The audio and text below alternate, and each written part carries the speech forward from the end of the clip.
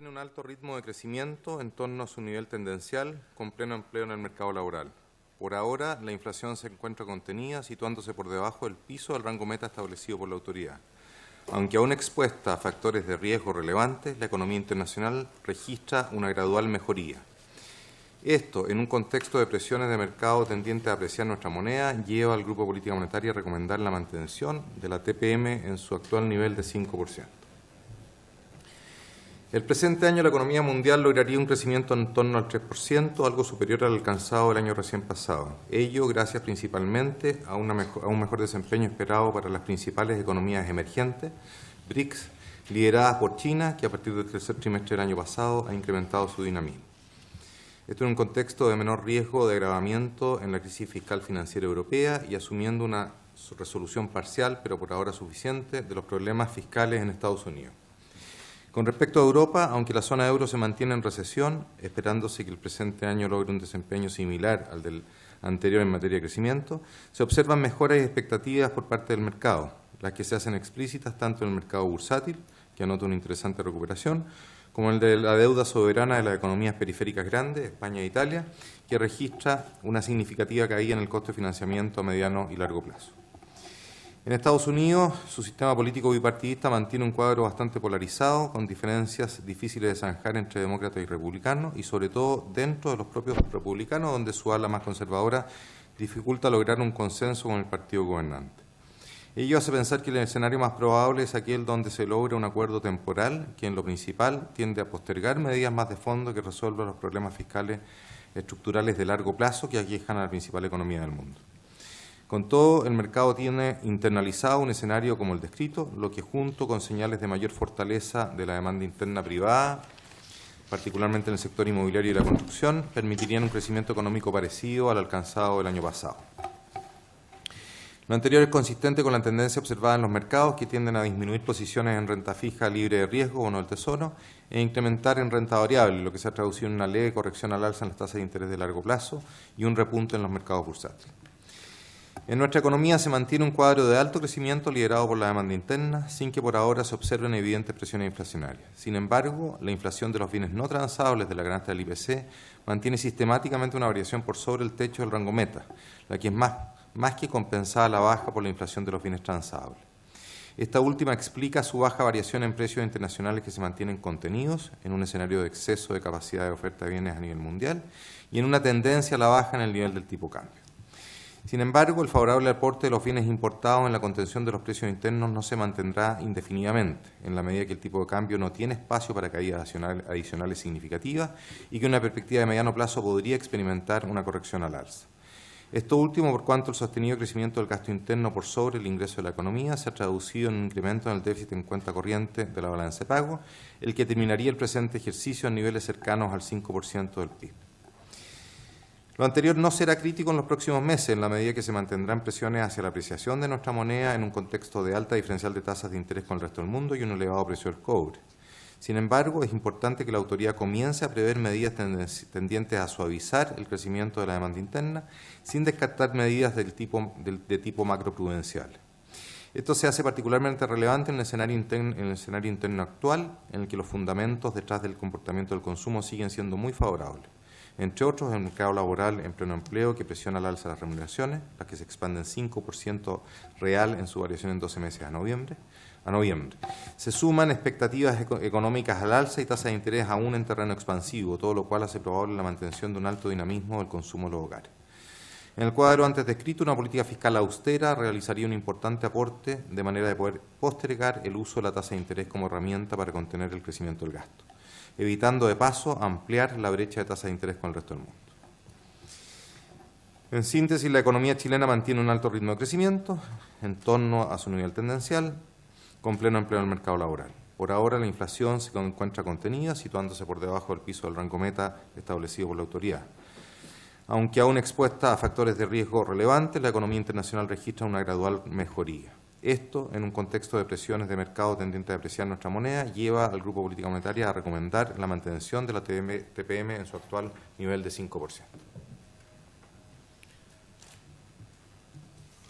¿Ustedes ven posibilidades de una intervención cambiaria en este escenario? Yo creo que hasta ahora el mercado le ha hecho la pega al Banco Central, la verdad, porque han bastado intervenciones verbales para generar una contención en las correcciones a la baja en el tipo de cambio. Yo creo que hay plena conciencia en que la capacidad que tiene el Banco Central de afectar el tipo de cambio en términos reales en el mediano plazo es nula. Que cualquier intervención tiene costos en materia de inflación y que, dada la posición de los mercados, una intervención probablemente sería revertida por ventas del propio mercado en corto plazo. Entonces, visto los costos asumidos en una intervención, sin haber hablado siquiera de los costos patrimoniales eventuales para el Banco Central, el Banco Central va a postergar el uso de ese instrumento a una situación límite. Yo creo que es difícil ver a un Banco Central interviniendo en el mercado cambiario con precios del tipo de cambio por sobre, los 465 pesos. El nivel de desalineamiento real que tiene el tipo de cambio real hoy día es inferior al que tenía en otro momento. Estamos hablando del orden del 8,5%. Intervenciones anteriores han estado ligadas a tipo de cambios reales con desalineamientos en torno al 10% respecto de un precio de referencia de largo plazo. Yo creo que si cae bajo niveles de 4,65 y con seguridad bajo 4,60, a pesar de todos los costos y, a mi juicio, de lo poco útil que es la intervención, el Banco Central podría haberse forzado, pero sobre 465 pesos yo veo poco probable que el Banco Central vaya a asumir todos los costos de una intervención. Sí, yo estaría de acuerdo que una intervención por sí misma tiene efectos transitorios y no permanentes sobre el tipo de cambio nominal y real. En el caso de la economía chilena, con una inflación del 2%, que es muy parecida a la inflación internacional, los movimientos del tipo de cambio nominal son prácticamente idénticos con los del tipo de cambio real. Ahora, como parte de un paquete de medidas, la intervención puede jugar un papel importante. Ahora, si uno piensa en la probabilidad que el Banco Central vaya a intervenir, yo estoy de acuerdo con Tomás que a los niveles actuales no va a intervenir, pero si el tipo de cambio baja por debajo de los 460 pesos, la intervención es casi cierta, digamos. Ahora, habría que tomar otras medidas, como medidas de apoyo fiscal y medidas macroprudenciales que competen probablemente más a la superintendencia de bancos que al central, para apoyar ¿no es cierto?, una intervención cambiaria que eleve en forma más permanente el tipo de cambio real. ¿Qué tipo de medidas fiscales y macroprudenciales? Bueno, el fisco claramente está gastando, o sea, las proyecciones son a que vamos a continuar con un déficit público y sobre todo con un déficit estructural, que me parece altamente indeseable en estos momentos. O sea, una contracción fiscal yo creo que ayudaría mucho a contener las presiones sobre la demanda interna. Si va a ocurrir o no, yo apostaría que no va a ocurrir, pero que debería ocurrir, sí. Las medidas macroprudenciales tienen que ver con el manejo de los ratios de capital activos de los bancos, ¿no es cierto?, que en momentos de expansión económica pueden ser más elevados y en momentos de recesión pueden ser más bajos. También en el sector inmobiliario, donde creo que hay es un sector inmobiliario, digamos, yo no sé si estamos enfrentando una burbuja o si estamos enfrentando un mercado muy entusiasta, digamos, pero claramente que el entusiasmo está. y hay que tratar de bajarle el entusiasmo a ese mercado, y eso podría ir por el lado de las razones de préstamo a valor, guía con respecto a, ¿no es cierto?, la razón entre dividendos e ingresos de las personas que se endeudan para comprar casas, habitación o departamentos,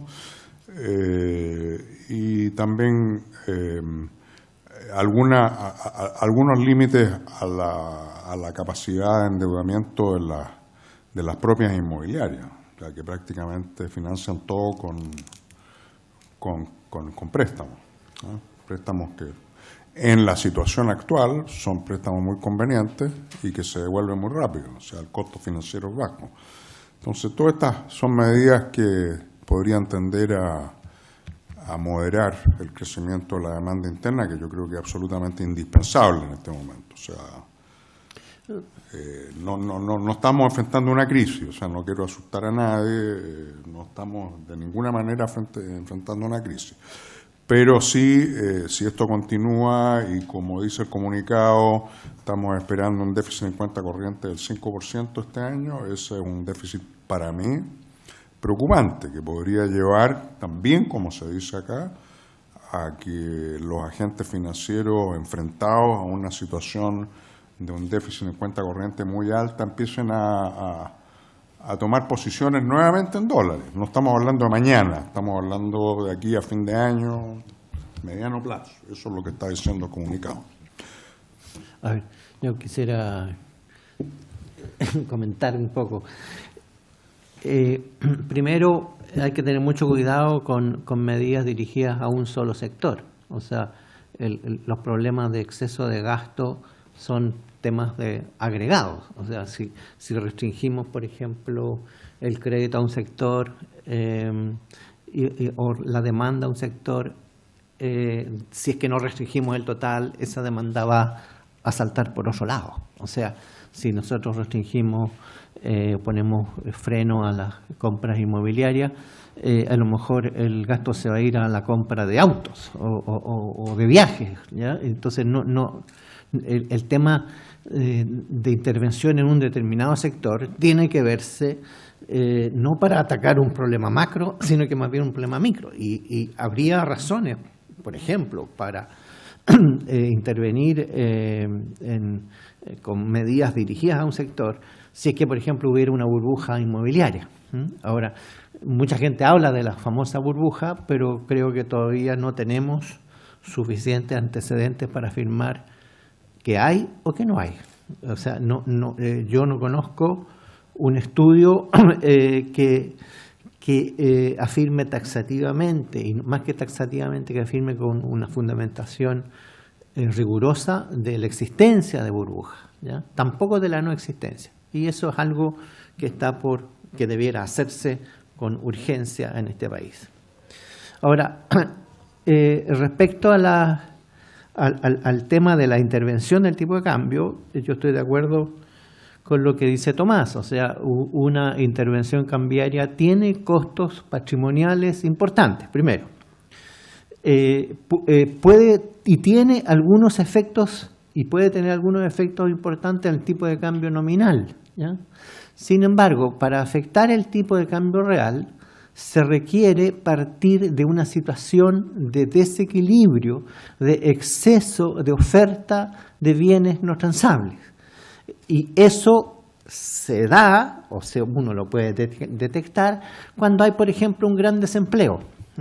Si hay gran desempleo y el tipo de cambio nominal es elevado por algún tipo de medida del Banco Central, ahí el tipo de cambio real va a seguir hacia arriba.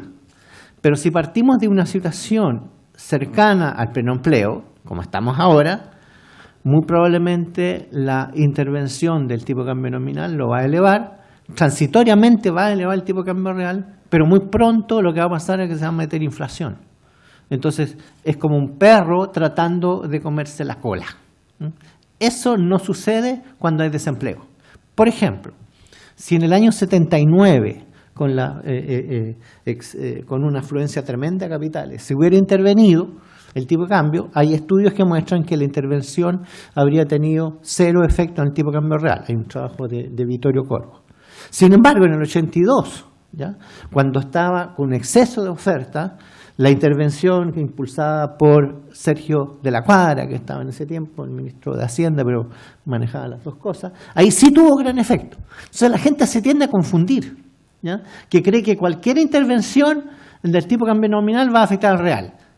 Entonces lo que quiero hacer el punto es, ojo, hay que ver en qué situación estamos. Estamos en desequilibrio, de exceso de oferta, con un gran desempleo, ahí sí tenemos efecto. Pero si no, es un efecto muy transitorio y además que tiene costos patrimoniales para el Banco Central. Entonces, obviamente, el Banco Central se defiende como gato de espalda para llegar a intervenir. Especialmente ahora con las tasas de desempleo tan bajas que tenemos. Entonces, ahora, ¿estamos o no en desequilibrio? Esa es la pregunta importante. O sea, el tipo de cambio real hoy en día está bajo el nivel de equilibrio dados los fundamentales que tenemos, dado que tenemos un precio del cobre muy alto, que obviamente genera una caída del tipo de cambio real. Entonces, en ese sentido sería interesante que el Banco Central mostrara más información sobre la potencial o evidencia de que hay o no hay desequilibrio, a partir de qué nivel, ¿ya? No necesariamente lo tiene que decir en forma explícita, ¿ya?, pero puede haber forma de transmitir información. Estamos bajo qué nivel ya esta cosa, ninguno de los estudios que tenemos en el banco sostendría que estamos cercanos al equilibrio. Y en ese sentido, si hay evidencia y el Banco Central da señales, mire, el nivel de desequilibrio ya con 4.50, eso es claramente desequilibrio, ya, todo el mundo lo va a saber. E incluso el dar la señal, ¿ya?, que va a actuar en ese caso, porque en ese caso sí tendría efectos, ¿ya?, cuando está en desequilibrio, bueno, ahí eso el propio mercado tendería a corregir la cosa, ¿ya? Ahora, es difícil pensar que vamos a lograr con intervenciones un tipo de cambio a precios de hoy sobre 4.90. O sea, eso es hoy en día, con los niveles de gasto que tenemos, es difícil imaginar eso. Ahora, respecto a la política fiscal, yo solamente quiero decir que una caída del gasto para que tenga efectos significativos del gasto fiscal tendría que ser muy grande, porque el tamaño del fisco en Chile es 20% nomás. Entonces, si el Banco Central reduce en 5% sus gastos, que es mucho, el fisco. Si el fisco reduce en 5% sus gastos, es un punto del PIB. Eso es, bueno, importa, eso tiene efectos sobre el tipo de cambio real, según los estudios, más o menos la elasticidad es 1,5. O sea, tendría efectos de 7,5 pesos. O sea, pero imagínense, pedirle al fisco que haga una reducción de 5% en su nivel de gasto para tener 7,5 puntos. ¿Ya? Entonces, hay que tener cuidado, es decir, el fisco tiene que apretarse el cinturón máxime si estamos en una condición todavía que la gente se olvida de gastos que salieron extraordinarios. Aquí todo el mundo se olvidó que tuvimos un terremoto, el quinto más grande de la historia, y que el fisco tuvo que reducir muchos gastos de sus programas contemplados, ¿ya?, para financiar la reconstrucción. Entonces, eso por un lado. Segundo, cuando se habla, lo que uno debe preocuparse respecto a la cuenta corriente son las tendencias. En ese sentido, las tendencias hay cierto grado de preocupación. O sea, el déficit comercial han estado creciendo. Pero tampoco tenemos que llamar a la domitila para decir que aquí hay un desastre porque tenemos cercano al 5. ¿Por qué razón? Porque una parte importante de ese déficit en cuenta corriente de 5 puntos, ¿ya?, tiene que ver con la reinversión de utilidades de las empresas extranjeras. Cuando una empresa extranjera produce cobre y tiene muchas utilidades y decide reinvertirla, como es el caso en Chile, las inversiones en minería son muy grandes, ¿qué es lo que tiende a pasar? Que en la balanza de pago, esas utilidades que tuvo se supone que se van. Entonces las registra como déficit en cuenta corriente. Y al mismo tiempo dice, como de verdad no salieron, las registra como entrada de capitales. ¿Ya? Entonces, es cierto, alguna vez van a salir esas utilidades, pero tampoco hay que decir, es muy distinto tener un déficit en cuenta corriente porque la balanza comercial tiene 5 puntos de déficit del PIB, a que hay un tema de reinversión de utilidades. Entonces, lo que uno debe fijarse es que la tendencia de la balanza comercial no se vaya deteriorando. Y eso, claro, llama a ser prudente, llama a que el ministro de Hacienda tiene que seguir haciendo su pega. Pero tampoco toquemos alarma como que aquí no estamos ya a puertas de una crisis mayor. Yo creo que estamos muy lejos de eso. Salvo que pasen acontecimientos políticos que lleven a un cambio radical de política, y eso sí que podría generar, obviamente, algunos problemas. Perdón, yo me tengo que retirar porque tengo un consejo de facultad. Solo quería enfatizar 2 cosas. Primero, las burbujas inmobiliarias en general no se reconocen hasta que explotan. Eso es lo que pasó en Estados Unidos. En el 2007 nadie, excepto algunos observadores como Krugman, tengo los recortes si alguien los quiere leer, los recortes de prensa a comienzo del 2007, nadie reconocía burbujas inmobiliarias, que ya la había obviamente.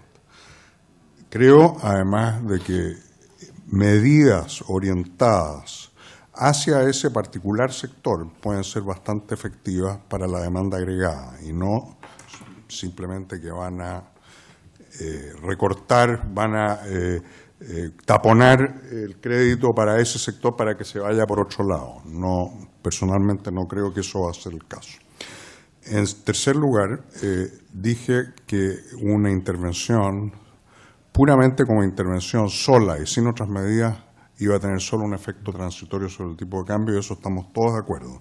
Sin embargo, con un conjunto de medidas, como una parte de un paquete, puede ser bastante efectiva y una señal potente de que lo que se quiere, lo que la autoridad quiere, y está tomando medidas que son consistentes entre sí para impedir que siga cayendo el tipo de cambio y ojalá aumentarlo, subirlo algo. Bueno, yo lamento tener que retirarme, pero son los deberes que no puedo eludir. De los decanos. Sí. Oye, yo lo que coincido con muchas de las cosas que se han dicho, pero quisiera cambiar un poco ciertos énfasis. Yo creo que no estamos cerca de un problema macroeconómico serio, pero sí ese problema se está incubando y eso tenemos que tenerlo claro. Cuando uno mira la trayectoria que en el comunicado se señala del déficit en cuenta corriente, más allá de los detalles que mencionaba Juan Eduardo, la tendencia es bastante clara. Acá hay un deterioro. Respecto de la deterioro que no se ve mucho, no hay nada que uno pueda decir esto se va a corregir por alguna forma automática. Esto va a haber que inducir ese ajuste. Segundo, eso ocurre en un contexto en que el cobre está, claro, en niveles muy altos, pero las propias estimaciones de los expertos que participan del Comité de Precios de Cobre a Largo Plazo sugieren que es bastante más bajo justamente el precio del cobre de largo plazo. Si uno hace esas correcciones, tanto a nivel de la cuenta corriente, efectivamente el déficit de cuenta corriente hoy ya sería bastante más amplio que lo que estamos midiendo. Para este año me imagino que el número, Tomás, del déficit de la cuenta corriente del 2012 va a estar en el 3,3 más o menos, el número que tengo yo. ¿Tú tienes por ahí? No, yo creo que va a llegar a 3,5. O 3,5, ya. Supongo que es 3,5, pero si ustedes corrigen eso por precio del cobre de largo plazo, ya eso nos da por lo menos un punto más del PIB. Ese es el déficit subyacente. Y la tendencia va a ser a que ese déficit subyacente hacia final de año esté más allá del 5, cerca del 6, digamos. Entonces yo creo que ahí hay un problema que se está incubando. Respecto de la desalineación cambiaria, se puede decir lo mismo. Claro, los fundamentos del tipo de cambio hoy día son muy fuertes, porque tenemos el precio del cobre en esos niveles. Pero si uno corrige los términos de intercambio por precios más sostenibles de largo plazo del cobre, y medimos cuál es el tipo de cambio real actual respecto de esos fundamentales corregidos, lo que da es una desalineación bastante ostensible.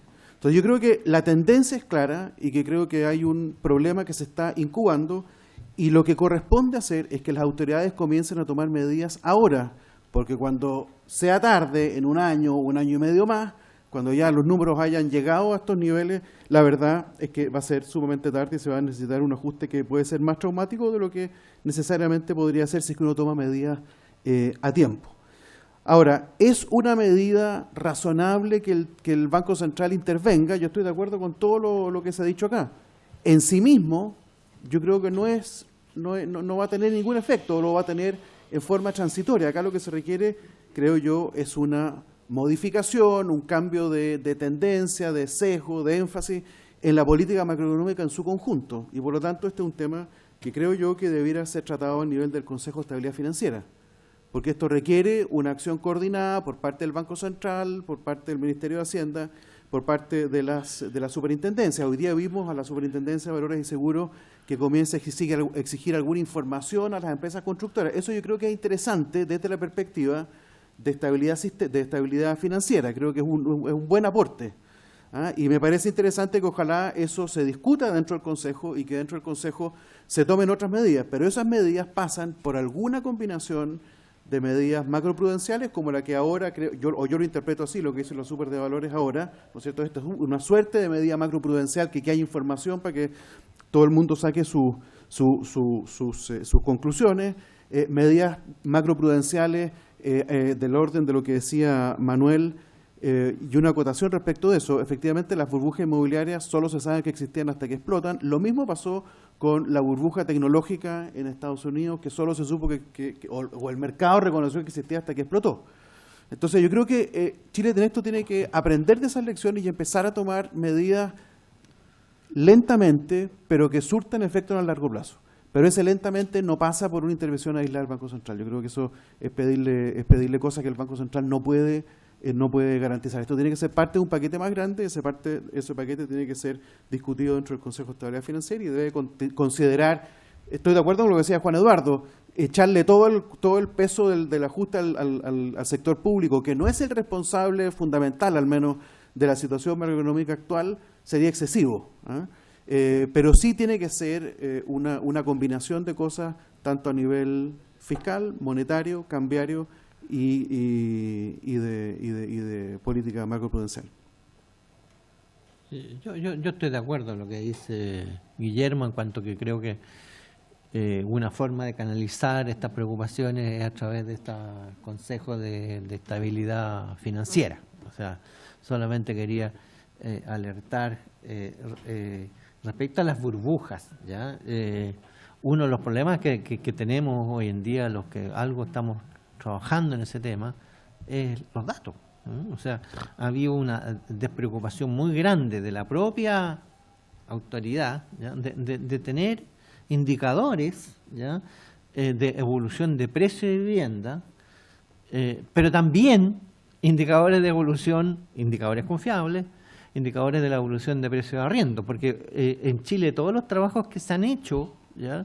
Han partido, han analizado el tema de burbuja desde el punto de vista del precio de vivienda, pero lo que pasa es que para que haya una burbuja, ¿ya? Se requiere que la relación arriendo respecto a precio de vivienda, ¿ya? Esa relación esté por debajo del costo que tendría un propietario, que está básicamente dado por tasa de interés y depreciación, que esté por debajo de eso.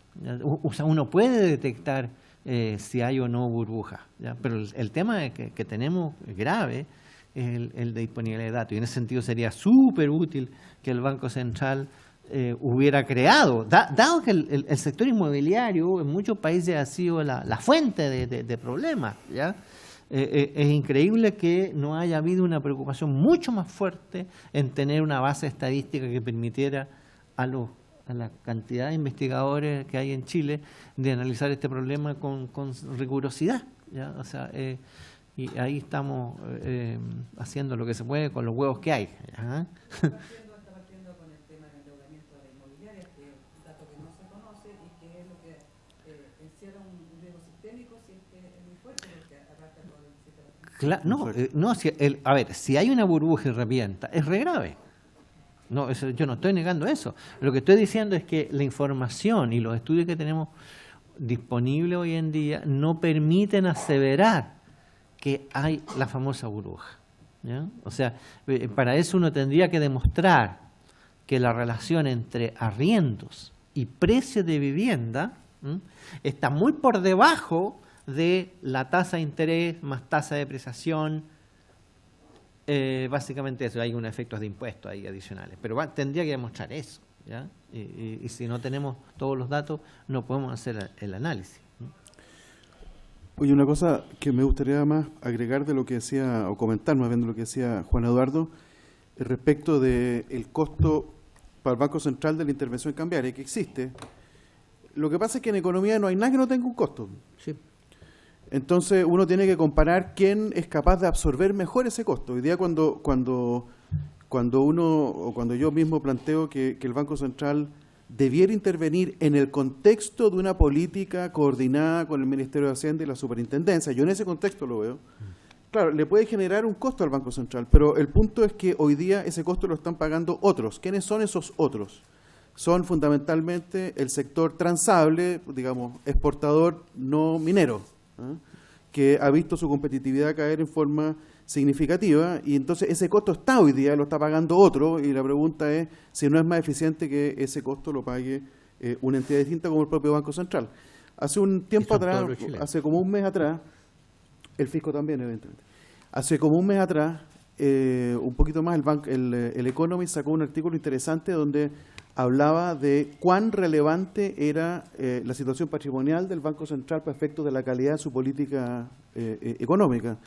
Y dijo que los bancos centrales que están mejor evaluados a nivel mundial, uno de los cuales es el Banco Central de Chile, pero también está el Banco Central de Israel y algún otro más, son todos bancos centrales que tienen patrimonio negativo. Entonces, dentro de ciertos márgenes, uno entiende que hay esa preocupación, pero la pregunta es si eso pone un impedimento serio para el ejercicio de una buena política monetaria, y la verdad es que la evidencia es que no. Entonces yo creo que el banco tiene capacidad de absorber eso, pero creo razonable que solo esté dispuesto a hacerlo si es que hay en realidad una política que vaya a dar una solución o al menos un alivio de largo plazo. La sola intervención cambiaria no va a ser capaz de eso. Yo creo que el Banco Central tiene razón de evitar hacerlo, porque esto es pan para hoy y hambre para pasado mañana. Las tasas largas están subiendo. ¿Para cuándo vislumbran que podría haber un cambio de sesgo o aumento de la tasa de la TPM? ¿Un recorte? ¿Qué es lo que están viendo? Lo que pasa es que es bien complicado el escenario para el Banco Central, porque hoy día, con el nivel históricamente bajo y además sostenido de tasa de interés a nivel internacional, ya con este nivel actual de 5% de la TPM, que es un nivel que uno podría decir levemente expansivo, tenemos una diferencial de tasas con el resto del mundo importante que genera este incentivo a los flujos de capitales y este efecto a la baja en el tipo de cambio. Quizás la principal preocupación de corto plazo del Banco Central sea precisamente su desequilibrio en cuentas externas. Ustedes se fijan, la inflación, a mi juicio un poco disfrazada la realidad, está notablemente baja, por debajo del piso del rango meta. Sin embargo, las proyecciones de cuenta corriente apuntan a niveles relativamente altos. En ese contexto, pensar en un alza en la tasa de interés, que en una primera vuelta lo que va a hacer es exacerbar la caída del tipo de cambio y por lo tanto fomentar importaciones y exacerbar entonces el déficit en cuenta corriente, es muy complejo. Y en ese sentido yo creo que el Banco Central, al menos en el cuadro como está presentado hoy día, no tiene ninguna posibilidad de pensar en alza en la tasa de interés. Y a mí me parece que lo que aquí se ha dicho es razonable. Al Banco Central no se le puede pedir más que lo que puede hacer, ¿no? El Banco Central no es capaz de manejar el tipo de cambio real. El tipo de cambio real es el resultado, ¿cierto?, de variables reales. Si es que hay un exceso de demanda en la economía, un exceso de gasto, eso va a provocar una tendencia a la baja en el tipo de cambio en términos reales. Si en ese contexto el Banco Central interviene, a mi juicio va a ser prácticamente una pérdida neta, porque lo que va a tener al poco andar, como decía Guillermo, pasado mañana, es más inflación. El tipo de cambio real va a quedar exactamente en el mismo nivel que el previo a la intervención, pero en un escenario de mayor inflación.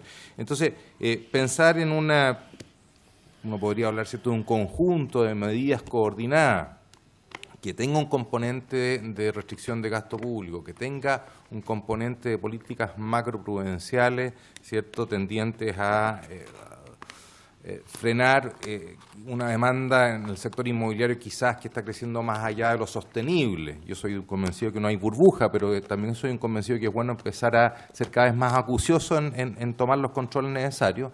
Un paquete, digamos, consistente de medidas. Bueno, en ese contexto un Banco Central más activo puede ser, pero solo el Banco Central hoy día no tiene la posibilidad de cambiar la trayectoria de las variables, sino que simplemente asumir importantes costos. Bueno, y hay algo que no se dijo, que en este país es bien herético, pero al menos forma parte del paquete que uno debiera considerar. ¿Por qué las tasas largas están subiendo? ¿No?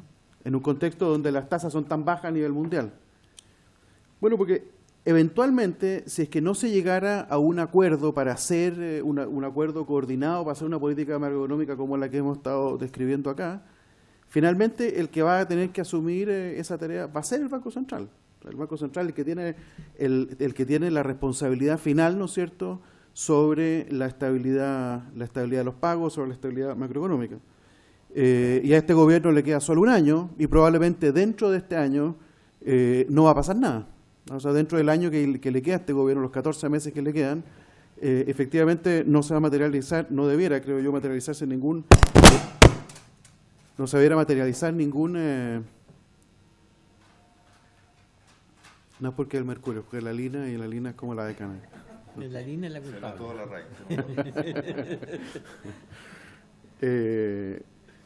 Digo que normalmente uno debería esperar que en lo que queda de este gobierno los números vayan en el sentido que decimos, que yo creo que son un deterioro, o sea, un aumento de las vulnerabilidades macro, pero probablemente no pase nada. Pero ¿qué pasa más adelante? Va a ser bien difícil que un gobierno entrante ingrese pensando en hacer un ajuste que debió haber sido hecho durante este gobierno. Entonces, el que va a tener que tomar las medidas a última hora va a ser el Banco Central, ¿no? Y eso efectivamente va a, digamos, la contraparte, o la forma que tiene potente el Banco Central de hacer eso es con una política monetaria más restrictiva. Entonces viene el punto de Tomás, pero es que eso va a ingresar, hacer que ingresen capitales, salvo que uno les ponga un impuesto. Y ahí se nos empieza a enredar la cuestión. Entonces yo creo que es útil, y yo me atrevo así humildemente a pedirle al Consejo de Estabilidad Financiera que efectivamente trate estos temas, porque hay que pensar en un horizonte de más de 12 meses, en un horizonte de 18 o 24 meses, la tendencia que estamos viendo, a mí en lo personal me preocupa. Y las tasas largas están subiendo, entre otras cosas, pues las tasas largas están subiendo afuera, ¿no? Entonces no perdamos eso de vista. Y este es un mercado pequeño y muy integrado, así que no se mueven solas, ¿no?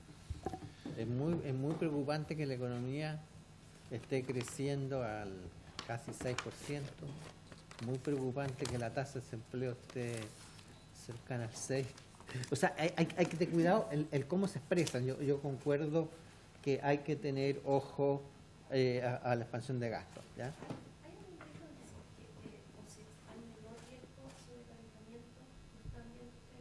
Lo que pasa es que yo en el corto plazo ya tenemos algunos índices de algunos...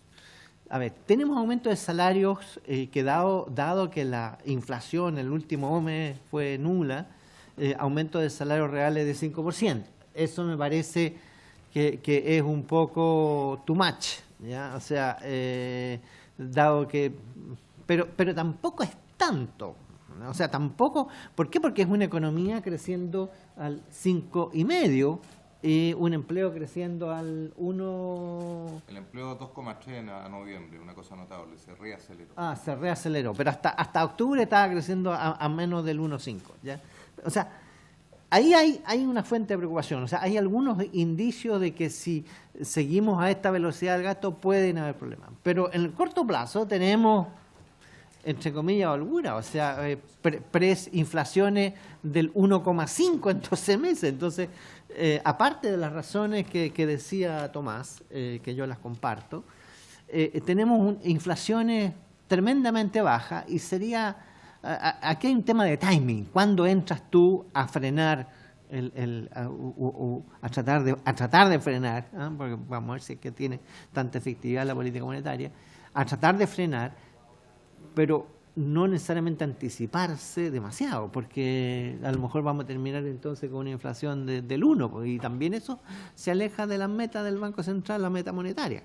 Yo creo que aquí estoy de acuerdo con lo que se ha dicho de que la tarea debe ser conjunta, o sea, tanto Hacienda como el Banco Central y ver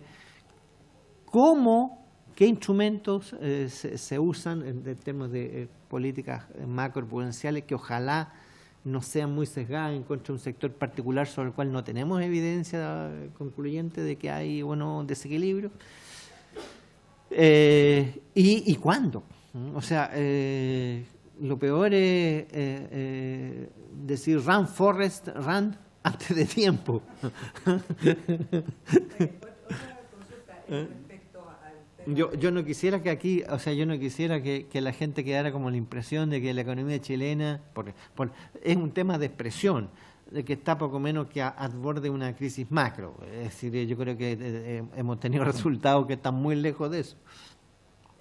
respecto al tema de los fondos de pensiones, recientemente el consejero del Banco Central ya dijo que el 60% de los primeros cotizantes de la AFP van a tener una pensión en torno a los 150.000 pesos. ¿Cuáles serían las medidas que sería necesario adoptar una nueva reforma previsional? ¿Cómo lo... Esto lo sabemos hace tiempo, o sea, Joaquín, de hecho, de paso entiendo que Joaquín no habló, sino que alguien tomó una presentación que él había hecho, pero no fue una presentación propiamente de él. Y eso que los 150 lucas están con el efecto del pilar solidario. O sea, en el fondo la rentabilidad de los fondos de pensiones no ha sido mala, yo creo que ha sido muy buena. El tema es que mucha gente, cuando estaba fuera de la fuerza de trabajo, no cotizaba, y por lo tanto hay gente que ha cotizado muy poco. Sí, ahí hay un error. O sea, Alguien mencionó ahí que dijo que el problema era que los salarios eran bajos. Lo que hacen los sistemas de pensiones es entregar una tasa de reemplazo, y esa tasa de reemplazo es pensión sobre salarios. Si los salarios son bajos, las pensiones no tienen por qué ser demasiado altas, son bajas. El verdadero problema es lo que dice Juan Eduardo, acá es lo que se denominan las lagunas previsionales. Este es un mercado del trabajo, hay que recordar que la gente que está jubilándose hoy es gente que trabajaba en los años 80, cuando la tasa de desempleo era la más baja, del 10-12% y llegó al 30%.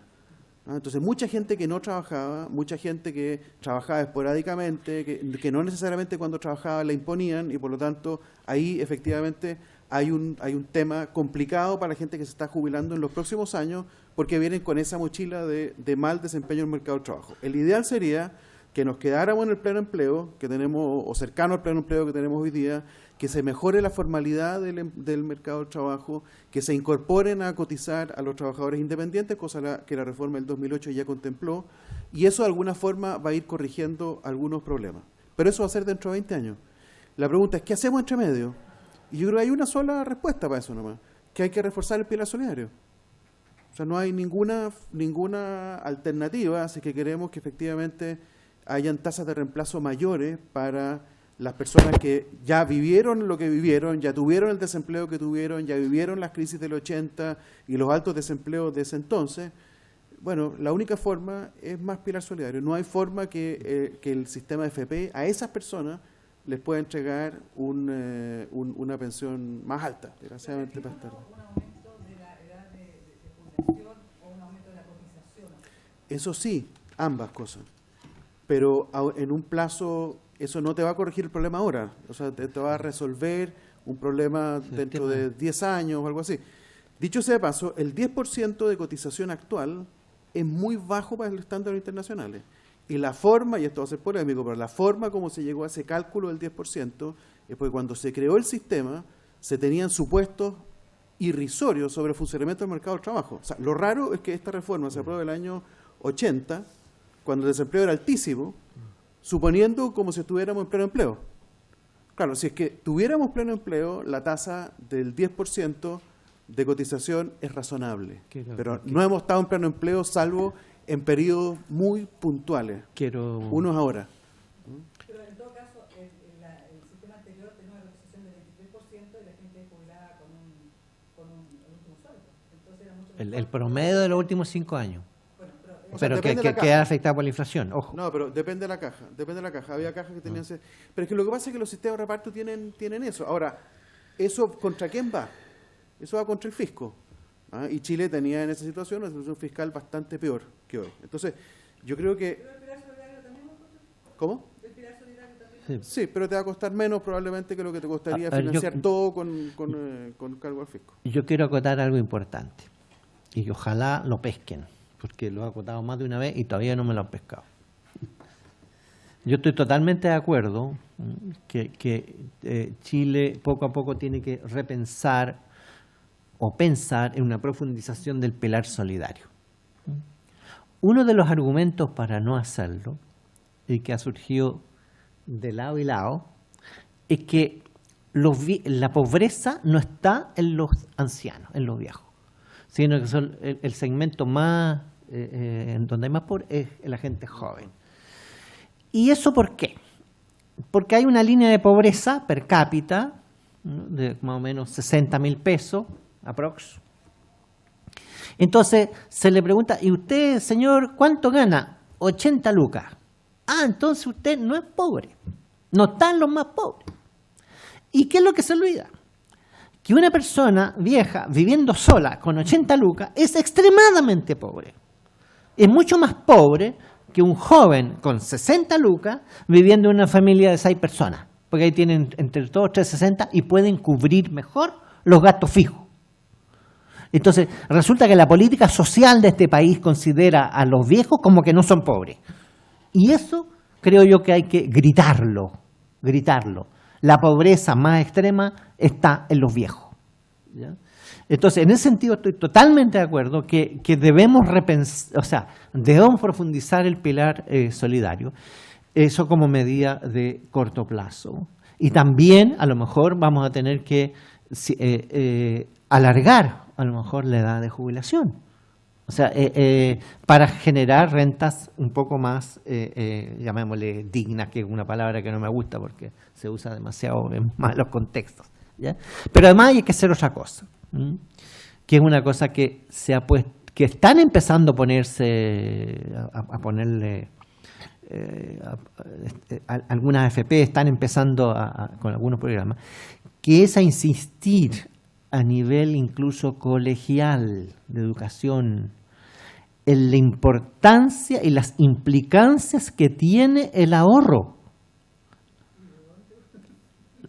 No, lo que pasa que pero a ver, pero de repente te ponen, por ejemplo, ciertos límites a la o sea, hay que hacer una campaña educativa, ¿ya?, de que el ahorro, si tú ahorras 100 pesos hoy, eso te va a dar una jubilación, no sé cuántas veces en 30, 40 años será de 400 pesos. O sea, tiene un efecto multiplicador enorme. Mientras antes empieces a cotizar, mayor es el efecto de la jubilación. Y eso es algo que deben haber campañas educacionales, tanto a nivel de colegio, ¿ya? Debería ser una materia obligatoria de educar a la gente de cuáles son las implicancias de que cuando está trabajando, ¿ya?, la persona como que se gasta todo, y cuando haciendo un pequeño esfuerzo adicional puede tener grandes efectos a futuro. Ahora, el tema principal es que hay una generación, ¿ya?, una generación semi perdida, que es la que sufrió las consecuencias de la crisis del 82, pero también es la que sufrió bonos calculados al 4%, cuando todo el sistema rindió mucho más. Todo el sistema, la rentabilidad de los fondos de pensiones fue mucho más que lo que evolucionó el bono de reconocimiento, ¿ya?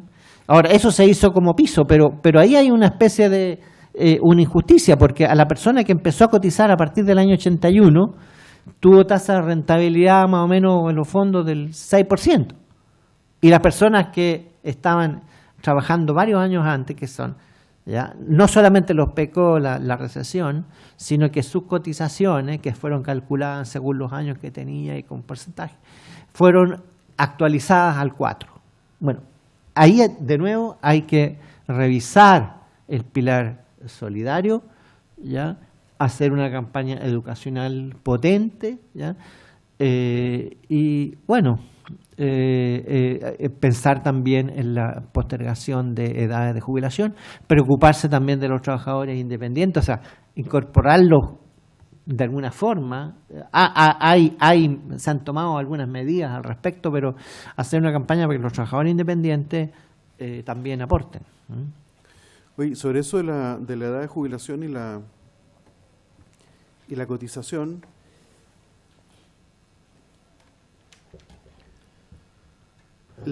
el envejecimiento de la población, que en Chile ha sido extraordinariamente importante como cambio demográfico. O sea, la población chilena hoy día tiene esperanza de vida prácticamente idéntica que cualquier país desarrollado, y país desarrollado de ingresos 3 veces el nuestro.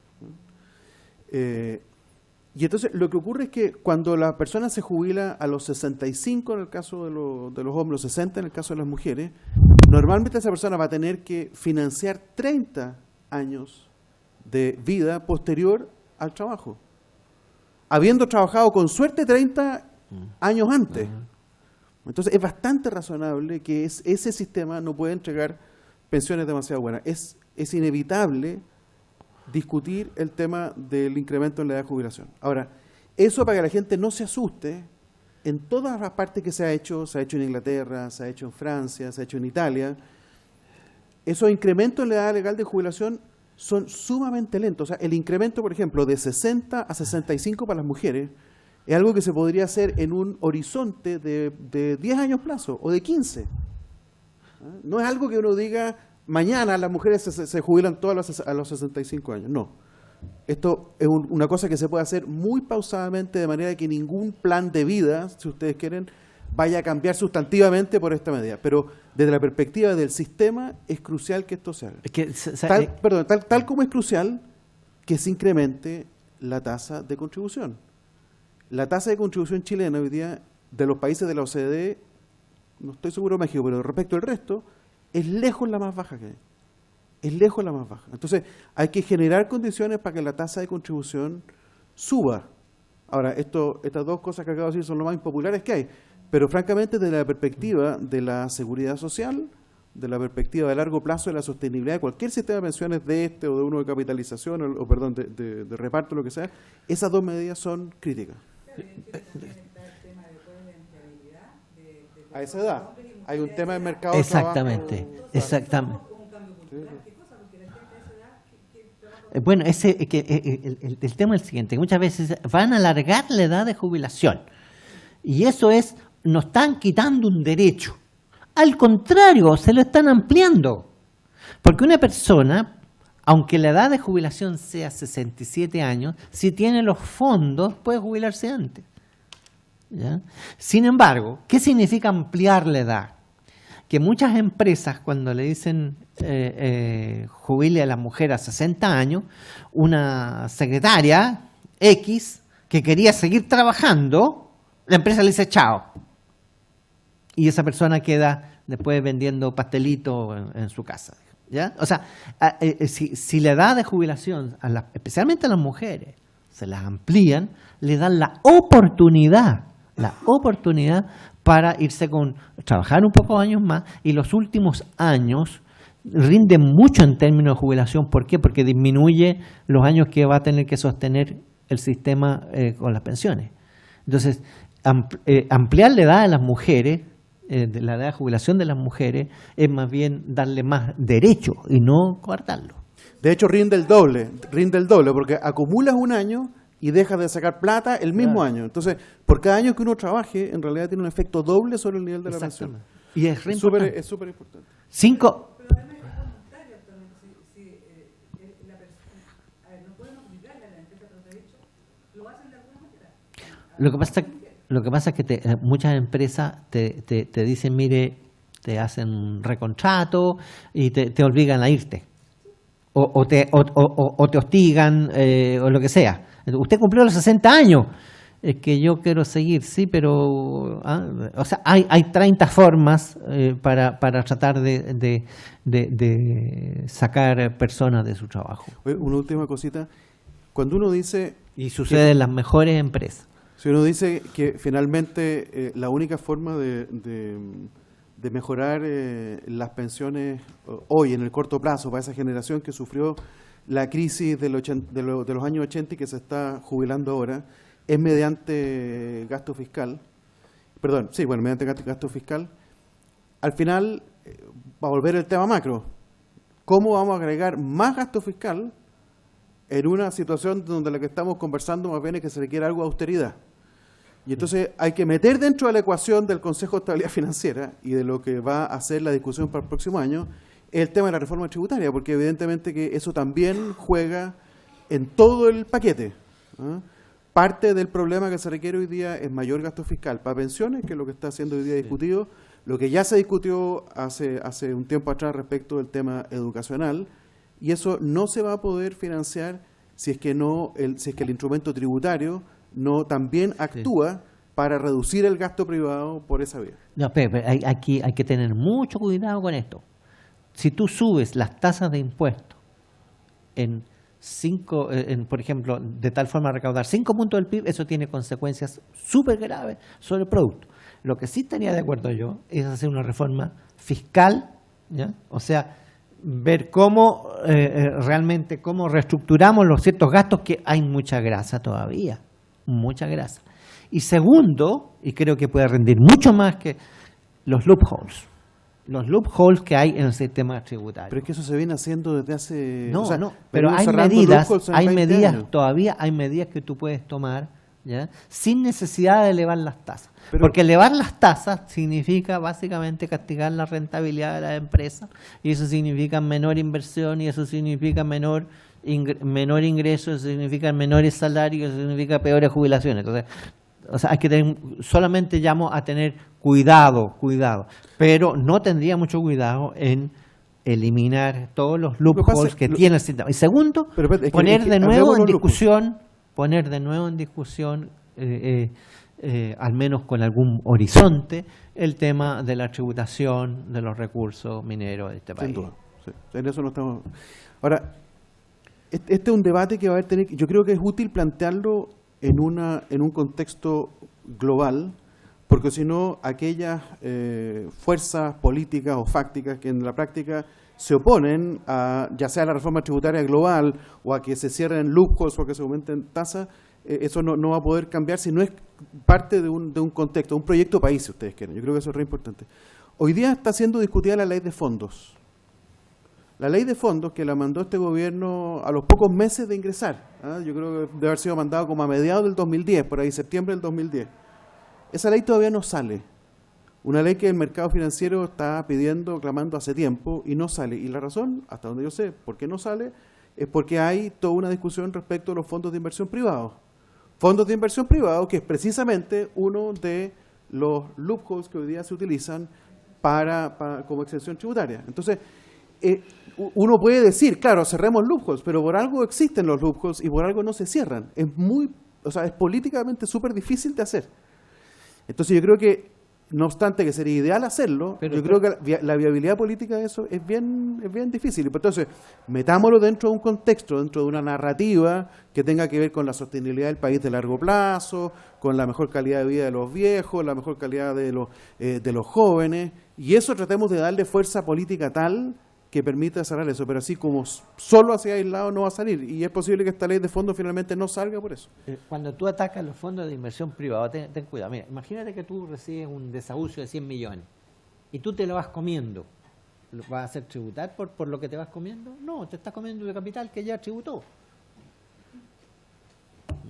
O sea, las tasas de interés que dan esos fondos de inversión privada que son rebajas. Yo discutiría los montos. O sea, yo creo que, ponte tú, castigar a una persona que recibió su desahucio y empezarle a hacer pagar impuestos por ese capital que tiene ahí en su desahucio para comérselo para su vejez. Yo a lo mejor habría que meterle mano a los intereses, pero fondos de inversión privada grandes, altos, de personas ricas. Pero